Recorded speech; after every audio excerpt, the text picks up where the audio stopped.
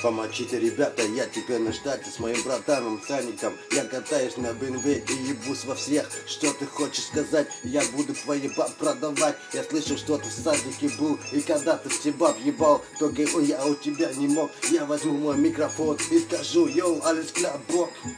Du willst mich retten, Homie, kein Problem. Denn zerfetze ich dich, ich bin deine Bitch. Denn ich bin Münze for life und du bist Motherfucker Shit. Du willst mich retten, Junge, kein Problem. Komm her, Hinterrunde und ich werd dich bangen. Ich nehm meine Knarre 9 mm und puste dich weg.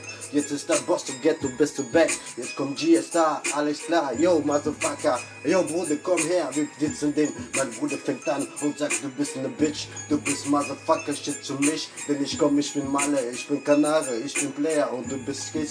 Ich hab gestern deine Weiber gefickt und jetzt hast du gesagt: oh shit, mein Schwanz kommt nicht mehr hoch. Sag ich: haha, ausgelacht, denn ich bin der Player hier, deswegen zerfetze ich deine Bitch. Ja, ich weiß es, manchmal reimt sich darauf, scheiße ich. Ich fange gerade an und ich schwöre, Bruder Walla, ich verficke dich alle und deine Home. Ich finde dich überall, egal wo du chillst, ich zerfetze dich.